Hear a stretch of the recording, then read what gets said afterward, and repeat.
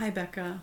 Um, I can hardly believe I have agreed to do a YouTube video sharing our story of losing Elijah, but at the same time, I'm weirdly excited about it too because I just really feel motivated that um, stories of stillbirth need to get out there. They need to be told. They're worthy of being told.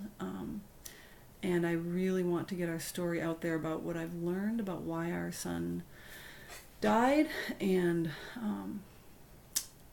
I want the world to know that some of these stillbirths are preventable and that there's a lot more that we could be doing to reduce the number of stillbirths that happen. So I'm a little bit terrified right now, and I am pressing forward in spite of that. I'm really glad that I met you online. There's probably no other way that our paths would have crossed, maybe, but probably not. So I'm glad that you responded to my Facebook post about placentas. And when I saw what you posted about you losing your son at basically the same point in pregnancy, and also his name is Elijah, I just thought I need to connect with her, as I think you also thought about me. So here we are. I'm looking forward to sort of conversing with you over a series of videos in hopes that we can do all the things that I said earlier.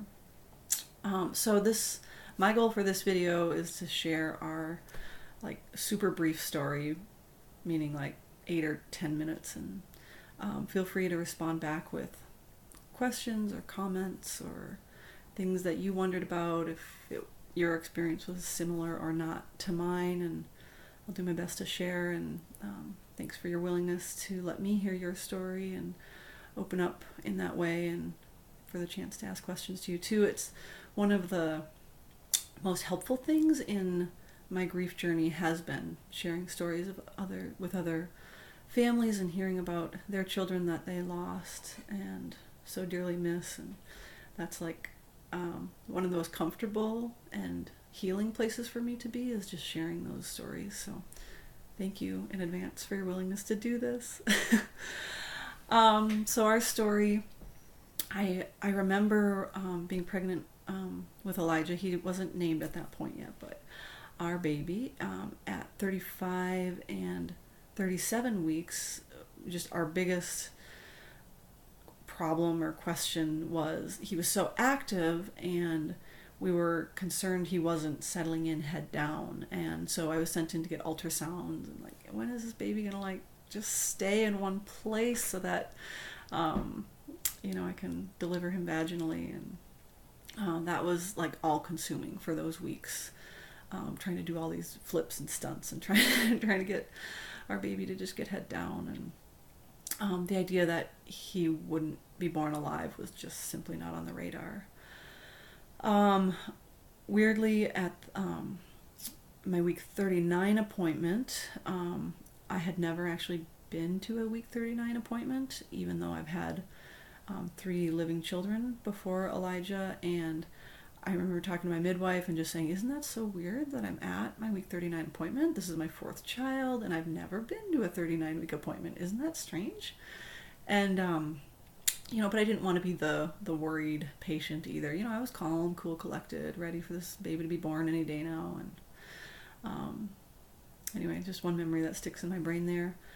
The next, later that week, I had this really bad ear infection, and I have chronic ear problems, which you don't need to hear all about, but it really just had my brain focused elsewhere on how in the world do I solve this ear infection before I go into labor, because that would really stink to be in labor with an ear infection. So that was where my mental energies were. And as I started to feel better from my ear infection, it was a Sunday morning, and I woke up and kind of groggy but feeling better, and I just didn't feel him moving. Just kind of the course of the morning as I was getting ready, and I just kind of thought, I'm gonna take tabs on that, and I'm gonna really think about, when is he moving, and so I can put my mind at ease. And then the day went on, and I just still didn't feel him. And so then I'm like starting to think, okay, I should lay down. I did some, laid down, or drank some orange juice, laid down, did some kick counting, and there wasn't any movements that I could determine that I could count as a kick. There would always be the like, oh, maybe was that it? But then it was like, no, I don't think that was a movement. And so called my midwife, and she said, come on down to the hospital. We'll check you out. And I actually ended up being sent to a different hospital than the one I was planning to labor and deliver at, just because the midwife who was on call at a different hospital was the one who I felt like I'd connected more with during our prenatal appointments. So I went to a hospital in the suburbs of St. Paul, Minnesota, and when we got there, it still didn't really quite seem like a possibility that maybe he had died. That wasn't quite firm in my brain. I felt worried, but I felt like, I don't know, I didn't think he was dead. So I remember in the car ride on the way to the hospital, like coaxing him and talking to him, like, come on, baby, just move. Just don't tell me you're fine. Just one kick and, mom will feel better. So they have me lay down in the bed in the hospital, and first thing they bring in like the,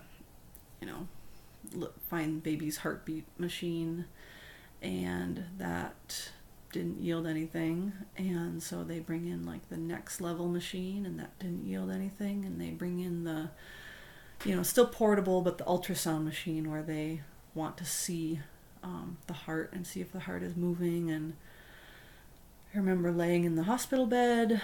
By now I'm on the verge of a panic attack. I'm praying and praying and praying that they can find something.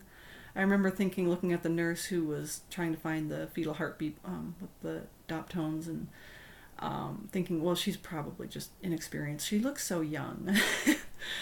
And that turned out to not be the case. She was very experienced. And they probably knew before I did what was happening. So by the time they roll the ultrasound machine in there, the OB on call is there too, and she's got her probe, and she's, looking and looking and looking and looking, and it finally dawns on me, how long would it take an OB to find a heart, if it's moving or not, on an ultrasound machine? And I was like, probably not this long. He's dead. And that's when I just threw back my head and screamed and cried my eyes out. And it was like the unthinkable had happened. There wasn't a category for that in my brain. It was the worst of the worst of the worst was real. And even though it took a long time for reality to set in, it was like the first time that, I remember then the OB saying, I need to get some measurements on you. Please lay still. And of course I was just bawling my eyes out. But I wanted to be still because I'm kind of a researchery background, and even in that moment I was like, I want her to be able to get this information.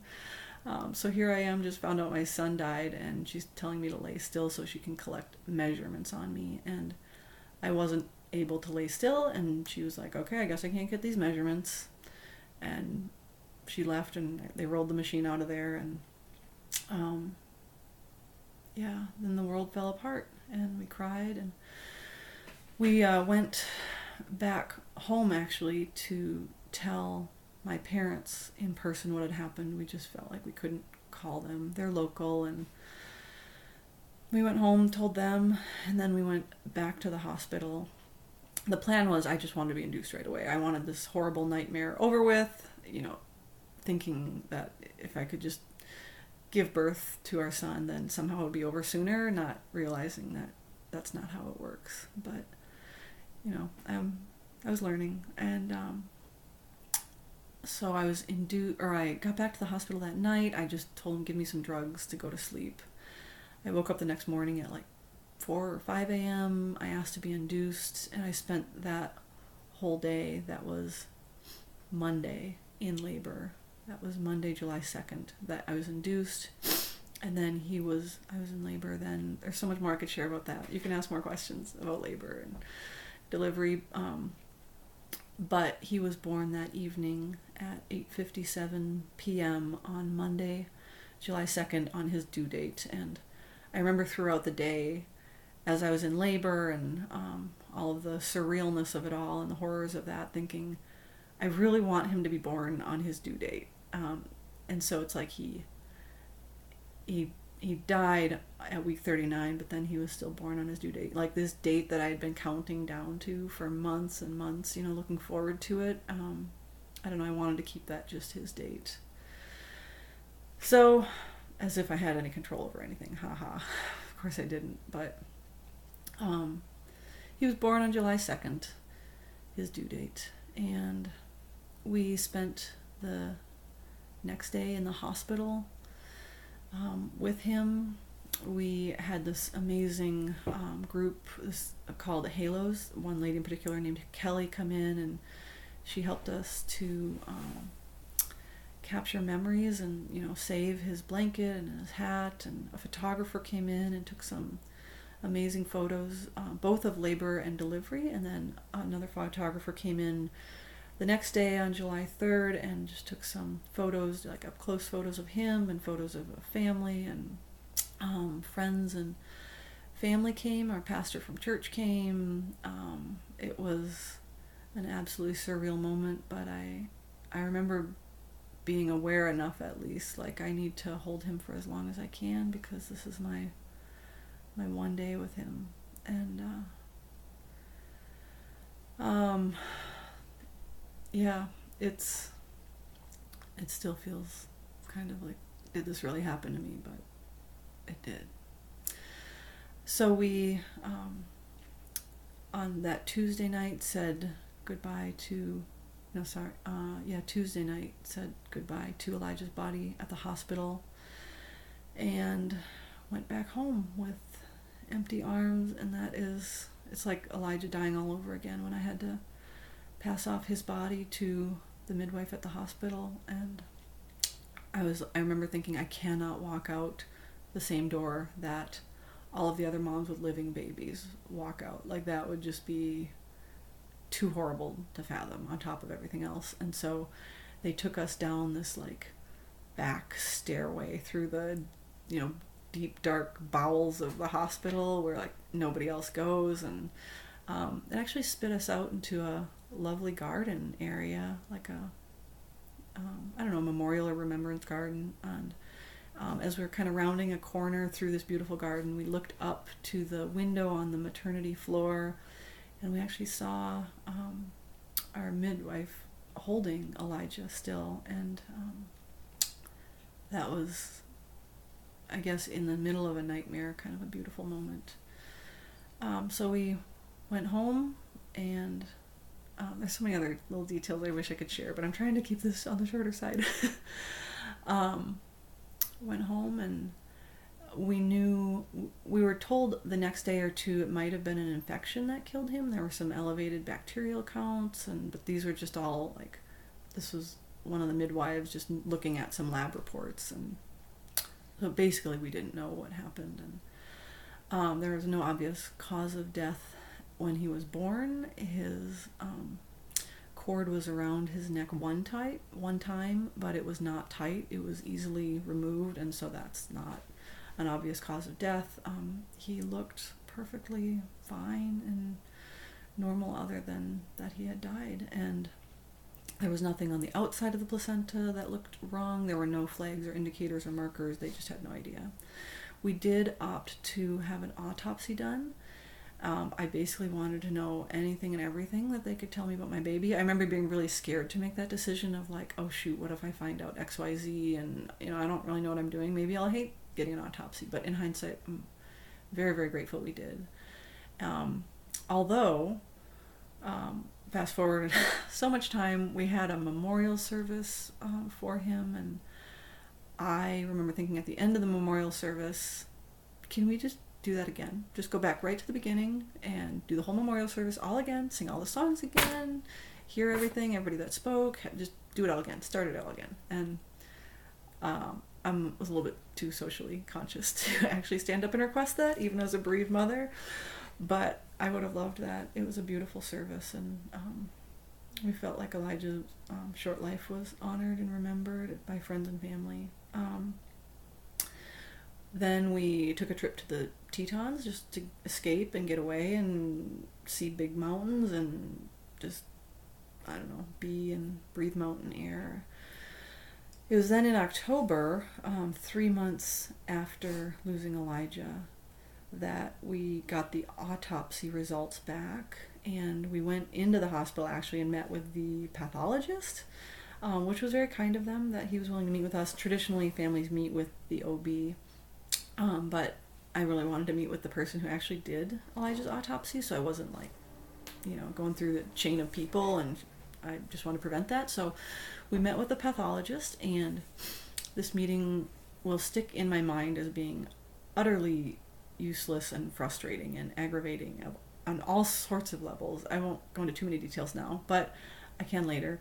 The result of that meeting was, I'm sorry, the cause of your baby's death is unknown, but by the way, we might have mixed up his placenta, because this placenta is really small and your baby was really big. Elijah was 8 pounds, 13 ounces, not a small baby.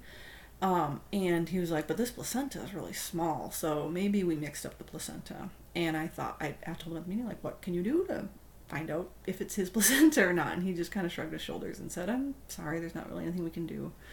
That made me fairly upset. And then they also noted on the autopsy report that his placenta was small and less than 10th percentile. And so I asked, well, like, how much smaller than 10th? Like 9th percentile or 2nd percentile or 0.01 percentile? And he just kind of shrugged his shoulders like, I don't know, I don't have that information. Well, could you find out that information? No, I'm sorry, there's nothing we can do. Like, I felt like they treated me as this kind of like crazy, irrational mother who just can't accept that her son died.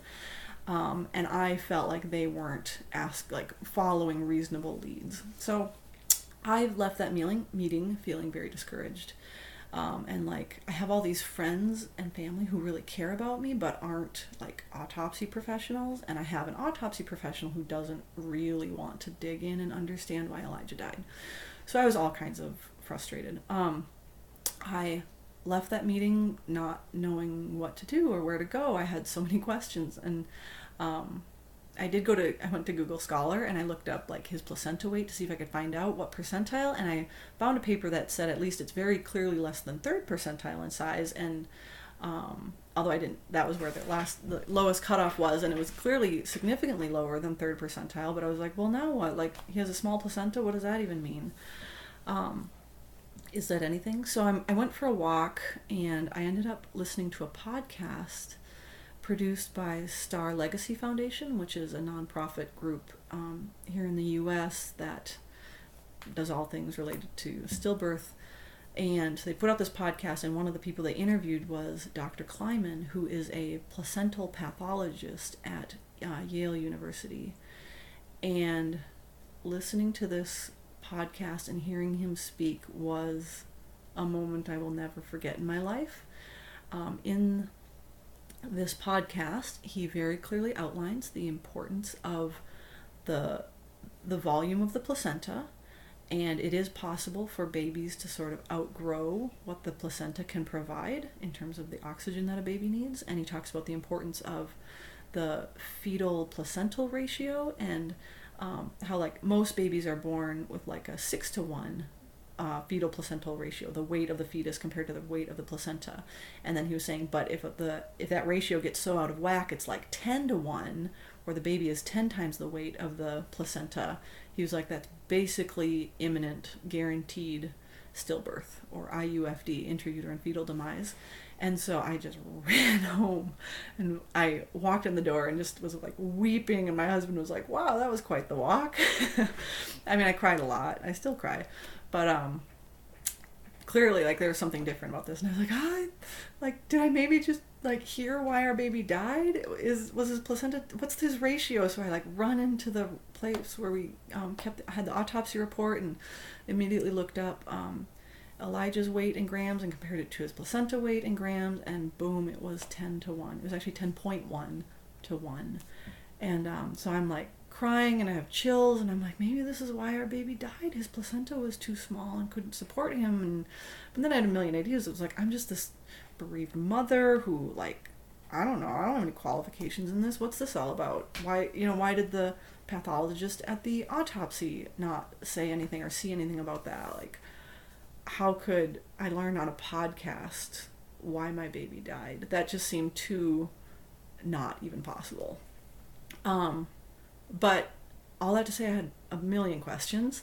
And on the podcast, Dr. Kleiman clearly says that you can email him, and he has a way that you can actually mail all your records and baby's placenta to Yale. So we did that. I emailed with him, and Dr. Kleiman answered back within like an hour or two, like, yeah, I'm really sorry what happened, and I'm going to try and help you find out everything I can, and, go to my website to try and, or to learn how to send all the things to Yale.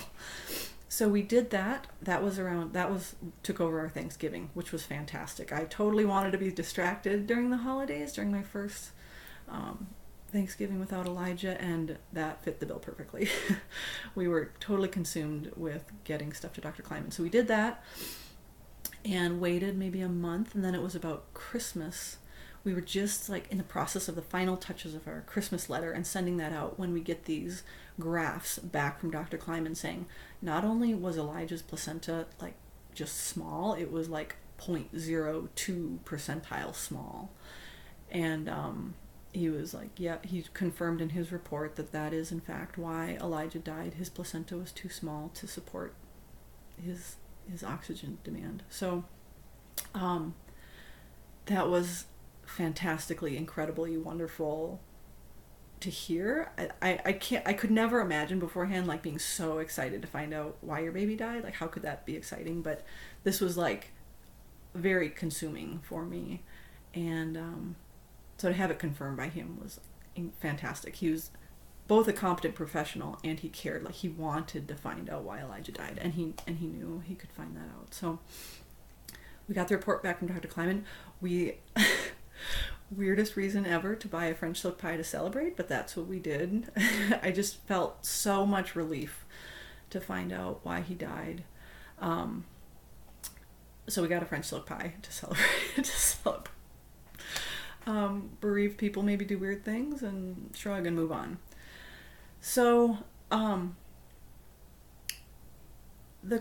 of the many, many crazy things that has come out of this, though, is that Dr. Kleiman shared with us that you don't have to wait until a baby dies to find out the size of their placenta. You can do that while they are alive inside of you.